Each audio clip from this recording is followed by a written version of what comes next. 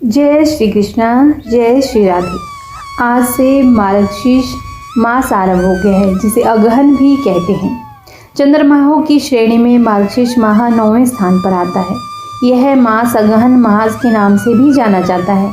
इस मास में भगवान विष्णु और उनके शंख की पूजा का बहुत महत्व बताया गया है। इस मास के दौरान पूजा पाठ और स्नान दान का भी उल्लेख मिलता है। मार्गशीर्ष पूर्णिमा और संक्रांति के दौरान किया गया दान व्यक्ति को जीवन में सुख प्रदान करने वाला होता है। व्यक्ति के पुण्य कर्मों में भी वृद्धि होती है और पापों का भी नाश होता है। वैसे भी गीता में स्वयं श्री कृष्ण भगवान ने कहा है, मासानाम मार्गशीर्षो अहम, यानी कि मासों में मार्गशीर्ष मैं ही हूँ। भगवान श्री कृष्ण ने गोपियों को भी मार्गशीर्ष मास के महत्व के बारे में बताया था। उन्होंने कहा था कि मार्गशीर्ष मास में यमुना स्नान से मैं सहज ही सभी को प्राप्त हो जाऊंगा। कहा भी जाता है कि इसी के बाद से इस महीने में पवित्र नदियों में स्नान किया जाता है। इस मास की महत्ता का विषय में कहा गया है कि मार्गशीर्ष मास की पहली तिथि को ही सतयुग का आरंभ हुआ और इसी मास में समय पर महर्षि कश्यप जी ने कश्मीर प्रदेश की रचना की थी। इसी के साथ भगवान कृष्ण यह भी कहते हैं कि मासों में मैं मार्गशीर्ष हूँ। मार्गशीर्ष मास को अग्रहायणी भी कहते हैं। यह नक्षत्र से संबंधित है, इसीलिए अग्रहायणी कहते हैं। और अग्रहायणी शब्द का अपभ्रंश होकर अगहन हुआ है, इसीलिए मार्गशीर्ष मास को अगहन मास भी कहा जाता है। तो इस साल यानी 2024 में अगहन मास मार्गशीर्ष मास 16 नवंबर से शुरू होकर 15 दिसंबर तक रहेगा। प्राचीन समय में यानी बहुत पहले मार्गशीर्ष मास से ही नए साल का आरंभ भी माना जाता था। मार्गशीर्ष मास में सनातन संस्कृति के 2 प्रमुख विवाह हुए हैं। शिव जी का विवाह भी इसी मास में हुआ है और भगवान रामचंद्र जी का विवाह भी इसी माह में ही हुआ है। जो लोग कहते हैं कि शिव जी का विवाह शिवरात्रि के दिन हुआ, ऐसा कहीं भी प्रमाण नहीं मिलता है, परंतु मार्गशीर्ष मास में ही हुआ है। वह यही मास है, तभी तो राम जी का विवाह इस मास में संपन्न हुआ था। शुक्ल पक्ष की पंचमी को सभी को पता है और शिव जी के विवाह का वर्णन शिव पुराण के रुद्र संहिता के पार्वती खंड के अनुसार सप्त ऋषियों के समझाने से हेमवान ने शिव जी के साथ अपनी पुत्री का विवाह मार्गशीर्ष में ही किया था। यह वर्णन शिव पुराण में ही आता है। और स्कंद पुराण के अनुसार वैष्णव खंड के अनुसार, जो कि स्कंद पुराण में कहा गया है वैष्णव खंड है, उसके अनुसार भगवान विष्णु जी कह रहे हैं कि मार्गशीर्ष मास मुझे सदैव ही प्रिय है और जो मनुष्य प्रातःकाल उठकर मार्गशीर्ष मास में विधि पूर्वक स्नान करता है तो उस पर भगवान प्रभु बहुत खुश होते हैं। मार्गशीर्ष मास में सप्तमी और अष्टमी तिथि को शून्य तिथियां कही गई है, क्योंकि इनमें कोई भी मंगल कार्य नहीं किया जाता। यदि मंगल कार्य किया जाए तो इससे वंश और धन का नाश होता है। तो आइए देख लेते हैं इस महीने में कब हैं। 22 और 23 नवंबर को और 9 दिसंबर को और 8 दिसंबर को, ये 4 दिन है जिसमें सप्तमी और अष्टमी तिथि है, कृष्ण पक्ष में और शुक्ल पक्ष में। तो इसमें कोई भी मांगलिक कार्य नहीं होगा, जैसे कि शादी विवाह और घर का मुहूर्त हो गया, गृह प्रवेश हो गया, या फिर कुछ भी नया सामान इस दिन ना खरीदें। यह मास बहुत ही पवित्र माना जाता है। इसकी शुभता का उल्लेख हमारे शास्त्रों में भी किया गया है। इस मास में एकादशी या द्वादशी का व्रत करने वाले व्यक्ति, उनके सभी पाप दूर हो जाते हैं और इसके लिए स्वर्ग के मार्ग भी खुल जाते हैं जो इनका व्रत करते हैं। और इसके अलावा इस मास की पूर्णिमा को चंद्रदेव की विशेष रूप से पूजा की जाती है। मार्गशीर्ष मास में आने वाली एकादशी मोक्षदा एकादशी कही जाती है। इस एकादशी को मोक्ष देने वाला कहा गया है। इस मास में शुक्ल पक्ष की प्रथम तिथि को 4 धाम तीर्थ स्थलों के कपाट भी बंद होते हैं। और अगहन मास के समय भगवान विष्णु के चतुर्भुज रूप का पूजन करना अति उत्तम बताया गया है। स्नान कराकर उनको अच्छे से और तुलसी की मंजरी चढ़ानी चाहिए उनको, और तुलसी पत्र भी चढ़ाने चाहिए। इस समय में धीरे धीरे तुलसी सूखना आरंभ कर देती है, परंतु उस पर खूब मंजरी आई हुई होती है।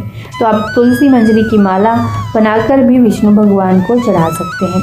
और मार्गशीर्ष मास में 3 कार्य आपको जरूर करने चाहिए। एक तो गजेंद्र मोक्ष का पाठ करना चाहिए और गीता के 7वें अध्याय का पाठ अवश्य ही करना चाहिए और विष्णु सहस्त्रनाम का भी पाठ करना चाहिए। इस मास में नदी में स्नान और दान का भी बहुत महत्व है। इस मास के समय पर यमुना नदी में स्नान करने से विष्णु लोक की प्राप्ति होती है और तुलसी के पत्तों को जल में मिलाकर भी स्नान करना चाहिए। इस मास में सुबह के समय आप ओम नमो नारायणाय और गायत्री मंत्र का जप करते हुए उठने चाहिए, स्नान करना चाहिए। यानी कि आप जो भी कार्य करते हो तो इन मंत्रों का भी आप साथ साथ जाप करते रहें। और इस माह में भोजन में जीरे का उपयोग नहीं करना चाहिए। जीरे की मनाही इस मास में की जाती है। 16 नवंबर को प्रतिपदा तिथि है। 18 नवंबर को संकष्टी चतुर्थी है, जिसे सौभाग्य सुंदरी व्रत भी कहते हैं। और 23 नवंबर को श्री काल भैरवाष्टमी यानी कि काल भैरवाष्टमी है। और मार्गशीर्ष मास के कृष्ण पक्ष की अष्टमी को श्री काल भैरवाष्टमी ही कहा जाता है। इस दिन काल भैरव की पूजा की जाती है। भैरव अष्टमी या फिर कालाष्टमी के दिन पूजा उपासना द्वारा सभी शत्रुओं का नाश होता है। भैरव अष्टमी के दिन व्रत करके और षोडशोपचार पूजन करके अत्यंत शुभ और फलदायक माना जाता है इस विधि को। आइए जान लेते हैं आगे और कौन कौन से त्योहार है अगहन के मास में।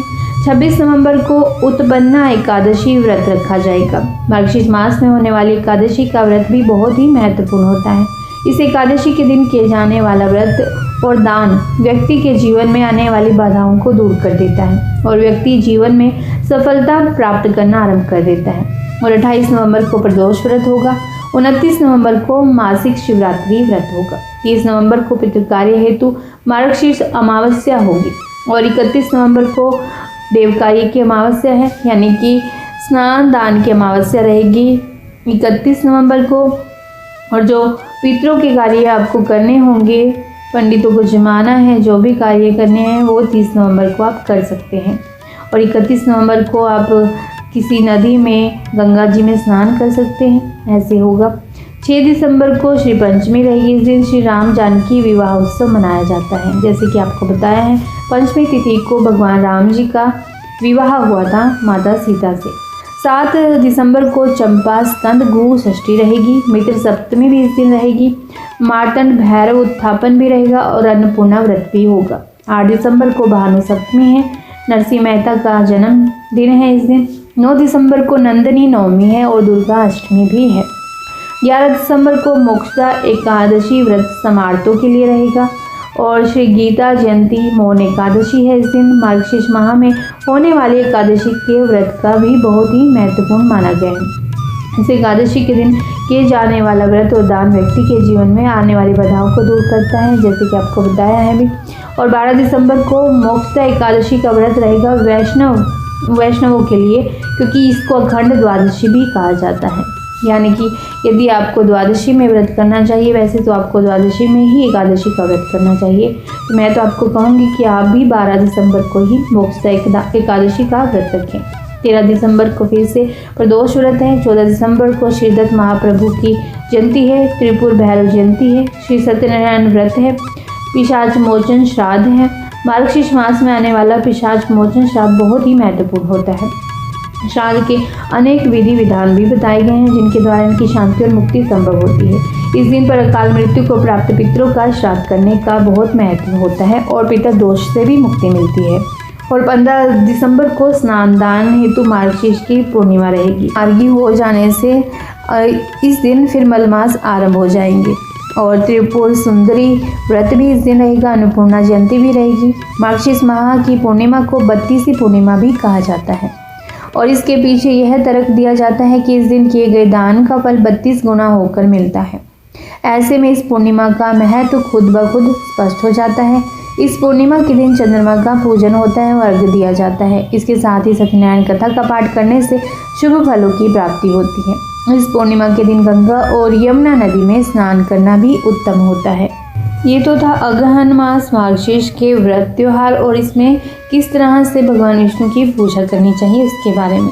तो आज शनिवार है, तो आइए जान लेते हैं शनिवार के दिन शनिदेव को क्या कुछ चढ़ाना चाहिए, किस तेल से पूजा करनी चाहिए। तेल वैसे भी शनि से ही संबंधित है। तेल का हमारे जीवन में बहुत बड़ा योगदान भी होता है। तेल के कई फायदे और नुकसान भी हैं। तो सबसे पहले बात कर लेते हैं चमेली के तेल की। हर मंगलवार या शनिवार को सिंदूर और चमेली का तेल भगवान जी हनुमान जी को अर्पित करना चाहिए। नियमित रूप से हनुमान जी को धूप अगरबत्ती लगानी चाहिए, हार फूल अर्पित करना चाहिए। हनुमान जी को चमेली के तेल का दीपक नहीं लगाया जाता, बल्कि तेल उनके शरीर पर लगाया जाता है। ऐसा करने पर सभी तरह की मनोकामनाएं पूर्ण हो जाती हैं। और सरसों के तेल की महिमा भी जान लेते हैं। एक कटोरी में सरसों का तेल लेकर के शनिवार के दिन उसमें अपनी छाया देख करके आप शनिवार के दिन शाम को शनिदेव के मंदिर में रखाएं, या फिर शनिवार वाला आपके घर के सामने आता है तो आप उसे दे दें। इसके अलावा आप अलग से शनिदेव को तेल भी चढ़ा सकते हैं। इसके अलावा भी जो आपने कटोरी में तेल दिया है उसके अलावा भी आप तेल अलग से भी चढ़ा सकते हैं, और इस उपाय से आपके ऊपर शनिदेव की कृपा बनी रहेगी। और तिल के तेल का दीपक 41 दिन लगातार पीपल के नीचे प्रज्वलित करने से असाध्य रोगों में भी लाभ मिलता है और रोगी जल्दी ही स्वस्थ हो जाता है। यह उपाय भी आप कर सकते हैं यदि कोई बीमार हो तो। भिन्न भिन्न साधना और सिद्धियों को प्राप्त करने के लिए भी पीपल के नीचे दीपक प्रज्वलित किए जाने का भी विधान है। यदि किसी को शारीरिक कष्ट हो तो उसके लिए शनिवार को 1.25 किलो आलू और बैंगन की सब्जी सरसों के तेल में बना लें। उतनी ही पूरियां सरसों के तेल में बनाकर अंधे, लंगड़े और गरीब लोगों को यह भोजन खिलाएं। ऐसा कम से कम 3 शनिवार करेंगे तो आपके शरीर में जो भी कष्ट है वो धीरे धीरे दूर होना आरंभ हो जाएगा। और यदि आप दुर्भाग्य से पीछा छुड़ाना चाहते हैं तो सरसों के तेल में सिके गेहूँ के आटे और पुराने गुड़ से तैयार 7 पुए, यानी कि गेहूं के आटे के जिसमें गुड़ मिलाया हुआ है आपने, और सरसों के तेल से बनाने चाहिए आपको। वो 7 हुए 7 आग के फूल, सिंदूर, आटे से तैयार सरसों के तेल का दीपक पत्तल या रंडी के पत्ते पर रखकर शनिवार की रात में आप किसी चौराहे पर रखकर आपको यह कहना है कि हे मेरे दुर्भाग्य, तुझे यहीं छोड़े जा रहा हूँ, कृपया करके मेरा पीछा न करना। सामान रखकर आपने पीछे मुड़कर भी नहीं देखना है। इससे आपके दुर्भाग्य से पीछा छूट जाएगा। यदि आप चाहते हैं आपके घर में धन समृद्धि हो तो कच्ची घनी के तेल के दीपक में लौंग डालकर हनुमान जी की आरती करें। इससे नष्ट भी दूर होता है और धन की भी प्राप्ति होती है। यदि आप अपने घर में सुख शांति चाहते हैं तो किसी भी आश्रम में कुछ आटा और सरसों के तेल का दान शनिवार को जरूर कर दें। और यदि आप नया घर बनाना चाह रहे हैं तो शमी के पौधे के पास लोहे के दिए में तिल के तेल में सरसों का तेल मिलाकर काले धागे की बत्ती जलाएं। दिए का मुख चारों दिशाओं और 4 कोणों सहित 8 दिशाओं में कर दें। फिर दिए को जल में प्रवाहित कर दें। बाद में यह काम आपको 27 शनिवार तक करना है। इससे आप अपना नया घर अवश्य ही बना लें। यदि किसी को शराब की लत लगी है तो एक शराब की बोतल किसी शनिवार को शराब पीने वाले के सो जाने के बाद उसके ऊपर से 21 बार वार लें। फिर उस बोतल के साथ किसी अन्य बोतल में 800 ग्राम सरसों का तेल लेकर आपस में मिला लें और किसी बहते हुए पानी के किनारे में उल्टा करके गाड़ दें, जिससे बोतलों के ऊपर से जल बहता रहे। यह उपाय भी लाल किताब में लिखा